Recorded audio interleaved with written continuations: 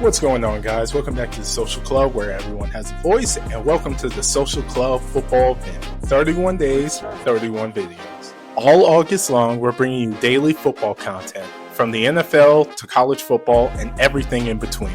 Expect videos on Heisman frontrunners, NFL MVPs, bold predictions, hot takes, and more as we gear up for the new season. Make sure to subscribe to our YouTube channel and hit the notification bell so you never miss a day of football content. We're building more than just content. We're building a community. So make sure to comment your thoughts below every video and let your voice be heard.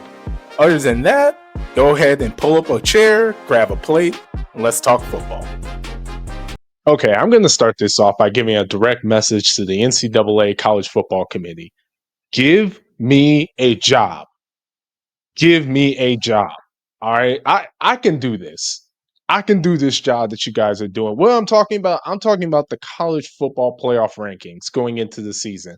Now, there were a lot of questions, a lot of question marks. Me and all my co-hosts, we've been talking about this for months. On who's coming back? Who's going to be the big star? Who's going to be the dark horse and everything like that? And I hope you guys enjoyed that with our 31 days, 31 videos, because we've been posting a lot about that. But let's talk about the NCAA's rankings here. I didn't know that part of the rankings was just that you can kind of just put whatever team you would like to put in and not really present any type of argument over why a certain team is put in over another team. And if you don't believe me, let's just start with the top four right here. In what realm of reality are we putting Penn State in front of Ohio State in the rankings? I understand Ohio State, their QB went to the draft. Now I get that. I get that. Fundamentally, this Ohio State team has not changed at all. Yes, they lost a couple good pieces to the NFL draft, but more importantly, they have the best receiver in college football coming back. They have arguably the best receiver core in college football for the second year in a row, on top of the NIL money that they've been spending. So, what are we talking? Personally, I thought Ohio State should be number one, but seeing Texas being number one, I was like, you know what? Whatever. I get it. Let's sell money. Let's sell tickets. Arch Manning is the greatest thing we've ever seen since Tim Tebow, right? Paul Feinbaum, whatever. I get it. But it should be Texas, Ohio State, 1A, 1B, whichever one you want to put. But that should be a non-negotiable from the start. The fact that they wanted to slip in Penn State for no apparent reason, and as if Drew Aller was a Heisman finalist, what are we talking about? I get it. I think Penn State is a top four team. In my personal list, I'm fine with putting Penn State in the top four for a couple of reasons, but we'll get to that later.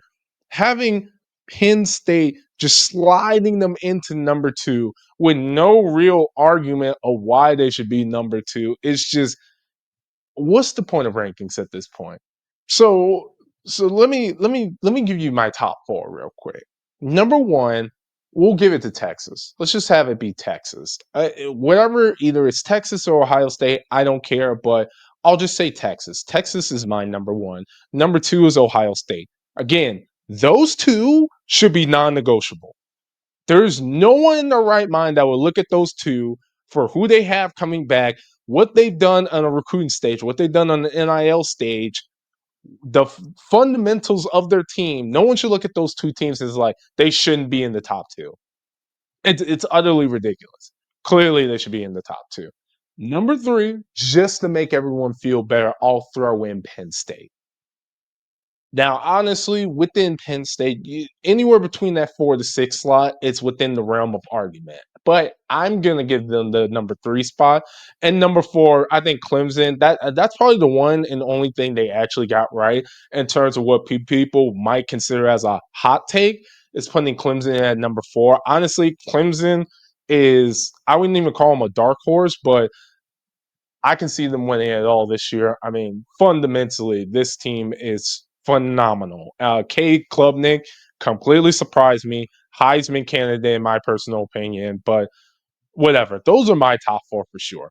But I wouldn't be filming this, honestly, in regards to what I feel about the top four. The reason why I turned on this camera is I wanted to talk about the most insane, craziest thing I've ever seen the NCAA ever do.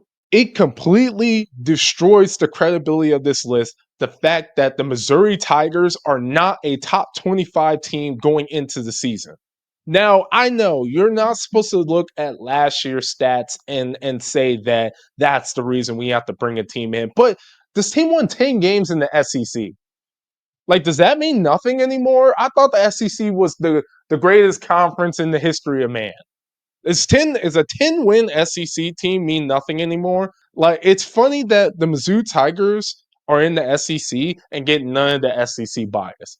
I'm not for the SEC bias, but I do acknowledge that it's there. And it's so funny how the Missouri Tigers literally get none of that. Like, they're almost better off just going into the Big 12 and winning that every single year than the treatment that they're getting in the SEC.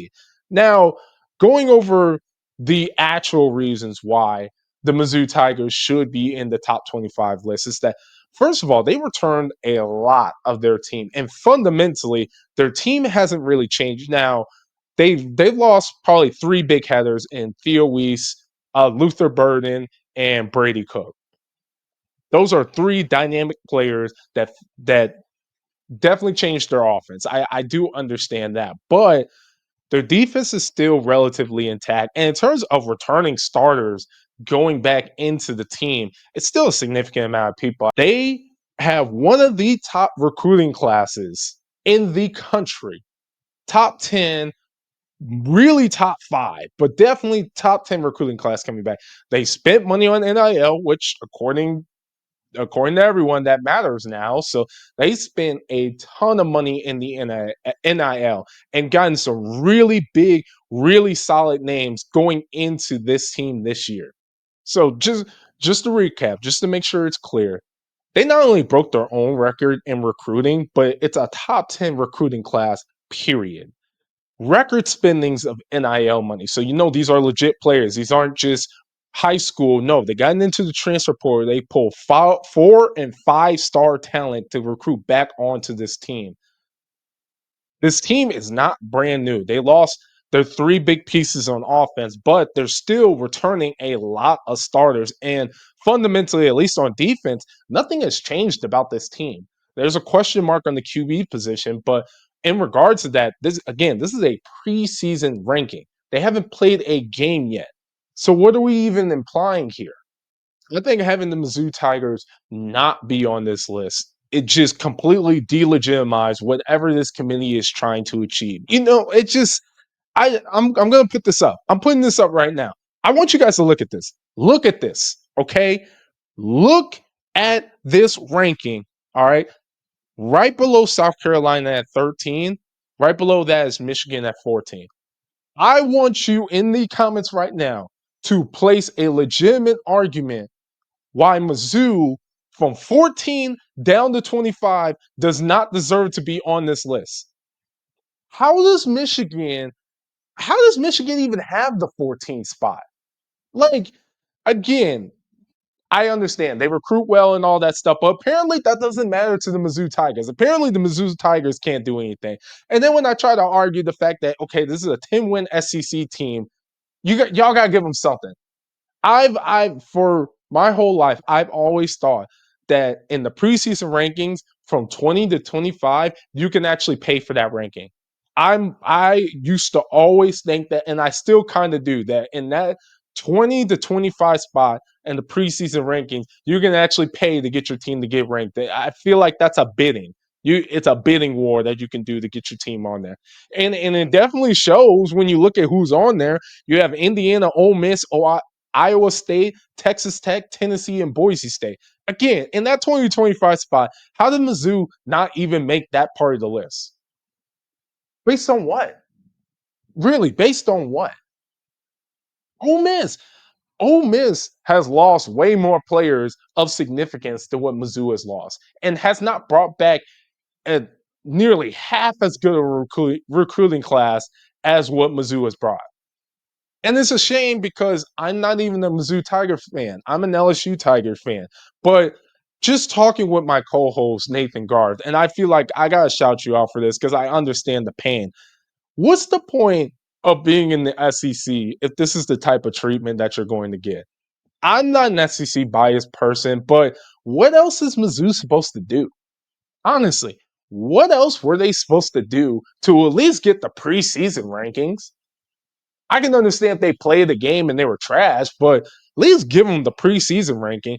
It is absolutely insane. Again, I would love to hear in the comments. I would love to hear right below South Carolina at 13. I want you to argue any of those slots from 14 to 25, how the Mizzou Tigers do not make that list. I don't understand it at all. Actually, you know what? Because I'm getting riled up with this. I'm going to tell you right now. Kansas State must have paid for their spot. That needs to be investigated. We need to investigate it. Kansas State must have paid for that spot. Because I looked at that Kansas State team for what they brought back this year and what they did last year. How did they make this list? Based off what? Based off who? You cannot tell me. I'm making the argument right now. The Mizzou Tigers, at the very least, should have replaced Kansas State for that 17 slot. I can't for the life of me understand how Kansas State, I will say that again, Kansas State is a top 25 team in the preseason. I can't understand that for the life of me. I don't get it. I don't get it at all. I just listen, let me get on the committee. Please give me a job because I didn't know we can just make stuff up. This is just absolutely insane, but I have to be the one to say it. I wish I can go more in depth. I feel like my top 4 list was pretty sound. I'm not going to litigate every single team on this list because, again, it's a preseason ranking at the end of the day. But the Mizzou Tigers not being on the list and finding the way to put Penn State in front of Ohio State is the most insane take from a supposed legitimate committee that I've seen. Absolutely insane. But you guys, please let me know your thoughts because I don't understand. Please teach me. Let me understand where they went wrong. Where did I go wrong in this? Because clearly we're on 2 different areas when we're talking about this. But other than that, it just please like, follow, subscribe. I'll see you guys in the next one. I just have to get this off my chest.